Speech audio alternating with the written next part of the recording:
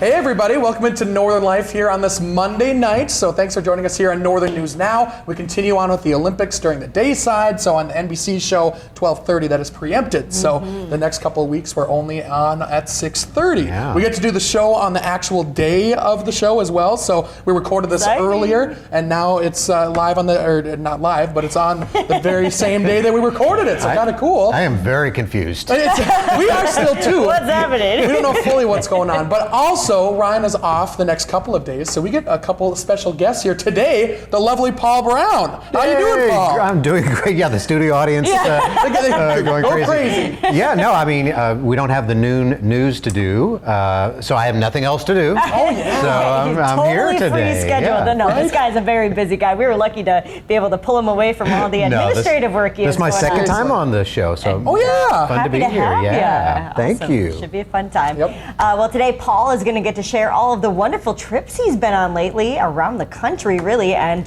quite a few right here in our neck of the woods too, giving us a few recommendations if you are looking for a vacation. Plus, he's going to talk about his time as news director and even give a little walkthrough of how a news station operates. I think Ryan did some deep YouTube digging as he does before he left. Yeah. Oh, I know. I have a feeling I know what that is. Okay. Ryan likes his YouTube usage, but later this week also, the Duluth Police and Fire Departments will be going head-to-head in a very meaningful softball game. We hit the field with them at Wade Stadium as they get ready to raise funds for local children facing life-threatening illnesses. So a great cause, and also just a lot of fun getting out there and throwing some baseballs around. Speed around the bags there. It's like I've never seen such I can run when I have to run. You know? Look out, it's crazy. Hunter was dedicated to the team. Yes, exactly. Well, before we get to those lovely stories, we're going to get into today's talkers. Minnesota may be known as the land of 10,000 lakes, but according to NPR, Wisconsin might have something to say about that. According to their article online, the Wisconsin Department of Natural Resources begs to differ, as they say their state has more than 15,000 lakes. Okay, however, it does sound like Wisconsin counts some very small bodies of water as lakes, though. For example, one of Wisconsin's smallest lakes is called Moonshine Lake. It's only about 2/10 of an acre, which is about half the size of a hockey rink. So basically a puddle. Or a pond or whatever, right? So Wisconsin is cheating, is basically what I'm hearing. Yes, you're hearing it right. A bunch of cheaters. And of course, for everybody from Wisconsin listening, just going to plug your ears. Yeah, we're going to dog on Wisconsin for a second here, so be ready. But yeah, I don't know. I just feel like, I don't know how we even got that title, because there are other states with at least close to as many lakes as us. Just we're known for all our lakes for some reason. What I'm impressed with up here in this region of the country is that the majority of them are natural lakes. I mean, coming from Texas originally, I think there's only 2 natural lakes in the state of Texas. What? Everything else is a dammed up river. Wow. Yeah. So it's lovely to see that here, regardless of which state. Are there still a lot of lakes, though, even though if they're there are a lot of lakes. I don't think there's 10,000, and especially in West Texas, there's not that many. But no, there are a lot of lakes, and in the Austin, Texas area, the Highland Lakes, which like Lake LBJ and Lake Buchanan, and there's Lady Bird Lake in Austin, named after, of course, Lady Bird Johnson. Sure. Lady Bird Johnson. So yeah, lots of lakes there. You definitely want to find them. They're a little bit warmer than the lakes here. I suppose the hot Texas sun warms them up quite a bit. Very You guys easily. also have the lovely coastline, of course. That's got to count for at least 10,000 or so lakes. Right there. That just like Lake Superior here, you got the Gulf of Mexico there. So yeah. Now, we don't have to worry about really anything in our waters. Do you guys have, like, I don't know, piranhas or things like that? Are there any? There's got to be gators. Yeah. No, there are, near the coast there are gators. Okay. And then of course, just like any place else, gar, in like some of the Central Texas lakes and everything like that. But yeah, not a lot. Of course, rivers, water moccasins. Oh, yeah. You got to be careful of that. And that's a snake, right? That's a snake. Yeah. Are they poisonous? They are. Yes. No. It's not a lot of them, but I mean, you have to definitely be conscious of that if you're going tubing or.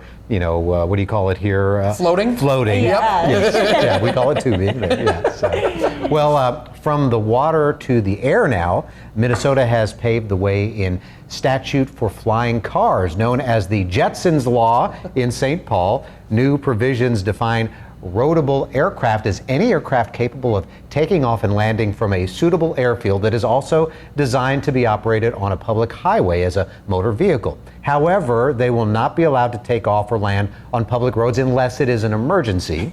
Minnesota is the second state after New Hampshire with a Jetsons law in its statute. Progressive of us. Right? I wonder if they know something we don't, and flying cars are right around the corner. Yeah, seriously. Well, hopefully that's true, because I mean, we've seen it in all sorts of TV shows. Literally, the Jetsons back in the day. It's like that's how our future's going to be, but hasn't happened yet. I know you don't like to fly in airplanes, but how would you feel about a flying car? You know, I actually want to get my pilot's license, which is kind of weird, because I feel like if I were in control of a plane, I think I would be okay. But I don't know. Well, if you're afraid of flying or don't like flying, I'm not going to be the first person that you pilot in an aircraft. I probably just wouldn't ride with me no matter what anyway, because I might just pass out. You never know what's going to happen. Hunter's going to need about a decade of experience before I get in any plane. Yes. That's fair. Hey, that's very fair. I'll tell you that much. But even though Ryan is away from the studio today, he did leave us with a question to discuss. He says he was having a heated conversation with friends about how great American fast food is, and he left us with this talker saying, "What is the greatest American fast food item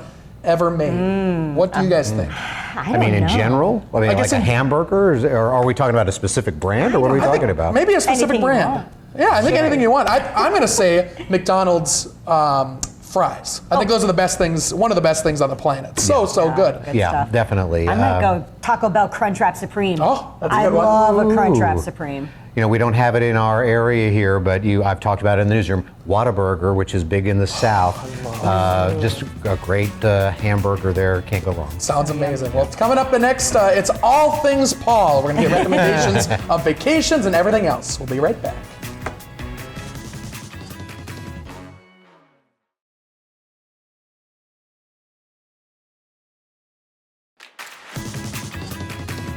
Welcome back, folks. If you don't know Paul, it seems like almost every weekend you're going somewhere cool, some vacation. You've got a camper that you maintain. Yeah, we have a little, it's like a 20-foot, 21-foot trailer. Yeah, it's the coolest thing. You go literally everywhere, at least around the Midwest and around the country, and you plan a couple big vacations every single year as well. So yeah, we've done a lot. Yeah. What can you say what your favorite would be, and maybe some recommendations for the folks at home? Well, the first one that we ever did was back in 2018, but we were living in Texas at the time, so we went up to the Badlands and then went to Mount Rushmore and saw that. It was beautiful. We stayed near Custer State Park, which was, quite impressive. I didn't even know much about Custer State Park until we went there. Yeah. And so that's the longest. We've been to Dauphin Island, which is in the Alabama Gulf Coast. And it was kind of like a secluded beach there. But we love going camping around here, especially in the summer. This was Memorial Day weekend. We went up to Judge Magny State Park, which is just between Grand Marais and Grand Portage. This is the Brule River there, and it was just after it rained. And Devil's Kettle Falls, which you're seeing here, I didn't know anything about it until I read after the fact that the left side there on the screen is usually where water just goes and disappears. You can kind of see where it kind of was going into one little section there, and then usually you just see the rock there, and then apparently, having read about it, that part of the river then it resurfaces further on down the line there, where the other part of the falls is on top of it. There was so much rain that particular day and that weekend before that it was just overflowing, so we didn't get to see the Devil's Kettle the way it normally is. But beautiful park. It's about 4,000 or some odd acres there.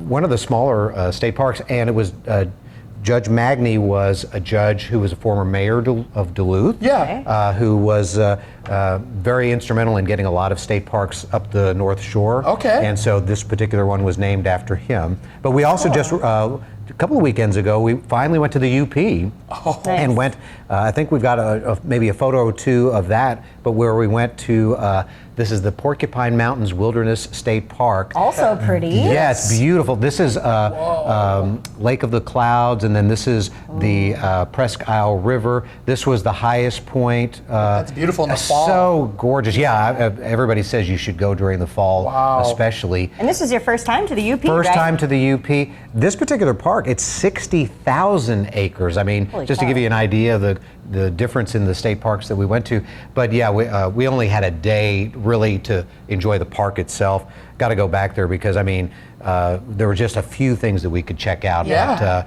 But what we love about the camper is that it does kind of force you to go and see places, because we like to go different places. Yeah. We don't go to the same place. So we've actually been able to go to a lot of places that a lot of people who lived here all their lives haven't checked out. Yeah. Seriously. You know, I mean, and that's so me. I've never been to the Porcupine Mountains. Me neither. No, you definitely need to go. The Magny Park. Yeah. That one, both of them, a little bit of a distance. I mean, just shy of 3 hours from Duluth to Magny, and about 3 hours from here to Porcupine Mountains. Not bad. Yeah. And you guys did it all, of course, as you said, in your camper. Got Yes. any tips for camper life for anyone out there?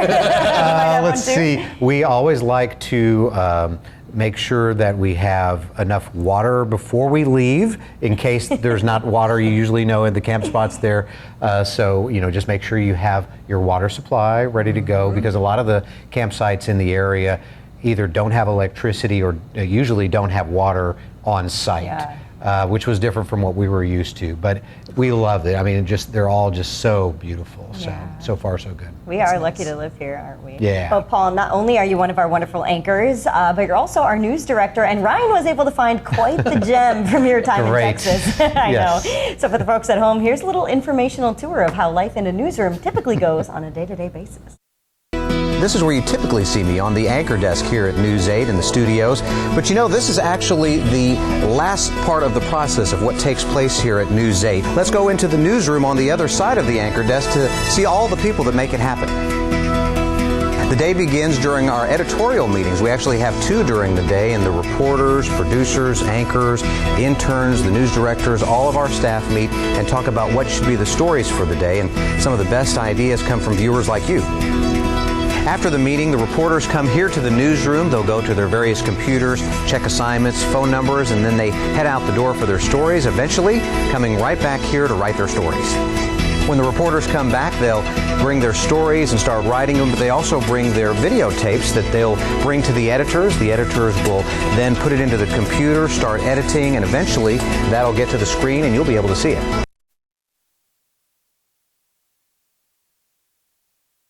Well, look at that. Now that was in Austin, Texas, of course, young Paul. Sure. Yep. I think that's probably about 2005 or so. But yeah, I was not news director then. I was the midday anchor. Oh. But I was news director in Abilene, Texas for like 12 years there. And so, yeah. It's kind of just that we don't have tape anymore, right? Right. Yeah, right. I know when you held that up, I was like, what is that relic?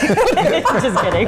But yeah, thanks, Ryan, for finding that. Right. I think we need an upgraded one of our newsroom now with you leading that whole thing. Yeah, Why no, not? I would, please. Paul's like, I'd love to do it again. Oh boy, well, fun to watch. After the break, we'll get you ready and excited for Thursday's big game, police versus fire, after the break.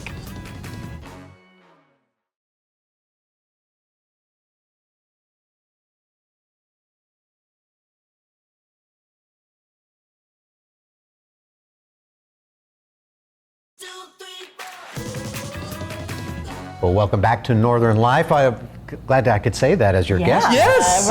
Coming up on Thursday, you have the chance to join the Northern Lights Foundation, the Duluth Police Department, and the Duluth Fire Department, and for the 15th annual charity softball game over at Wade Stadium. Yeah, and before the big night, we took the field to hear how both teams are getting ready for the big night and learn just how meaningful this event is to everybody involved.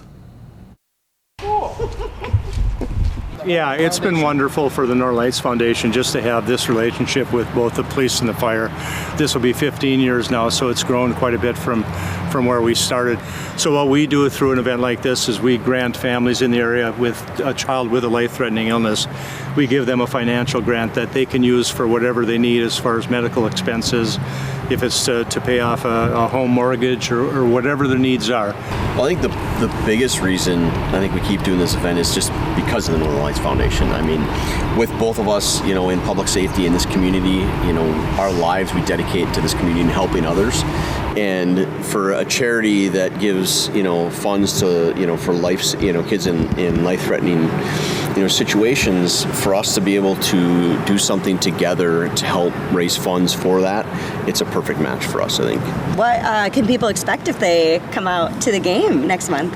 Well, we're going to have some K9 demonstrations. We're going to have some TRT or their tactical response team stuff. We're going to have some rigs out. Kids can come in and look at all the different public safety vehicles. Talk to the firefighters, talk to the cops, talk to the K9 handlers. And then, of course, the game itself. And we have a great time playing. Hopefully those walls are well built, because it's going to go right into the wall.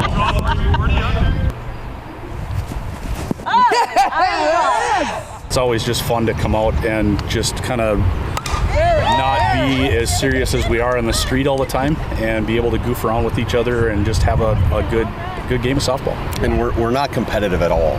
Yeah, no, not at all. Not at all. I was a tennis player, so hopefully that translates a little bit. It's a great family event. The families love to come out here and watch the two departments compete. We're not in uniform. We're not, we're in jerseys and baseball pants, and we're out here just like everyone else is. And it's kind of seen us, as just a community member, and they can interact with us on a personal level. Okay, I'm gonna stay. Since we started playing this 15 years ago, our street relationship has gotten way, way better. And not just because of that, but now we're starting to train together as public safety. And then, of course, coming here, it's all fun and games. I mean, we have an absolute blast playing. Running in the outfield's a lot harder as an adult. There is a traveling trophy that we have, and each year is the winner of that year, whoever wins the trophy, and it goes back. Currently, we hold it. So.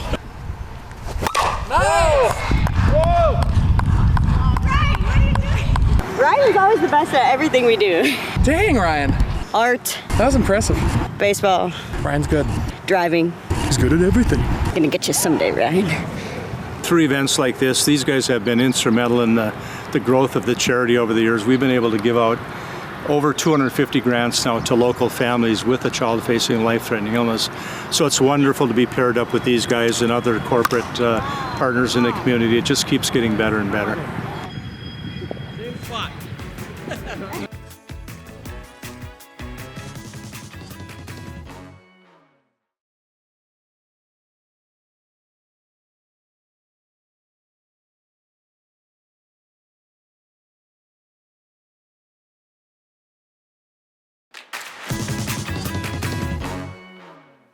Welcome back, everybody. Such a cool event that's going on. If you want to attend, doors open at 5 for Battle of the Badges on Thursday at Wade Stadium, with the game starting at 6 o'clock. Tickets are $10 for adults, and kids get in free again.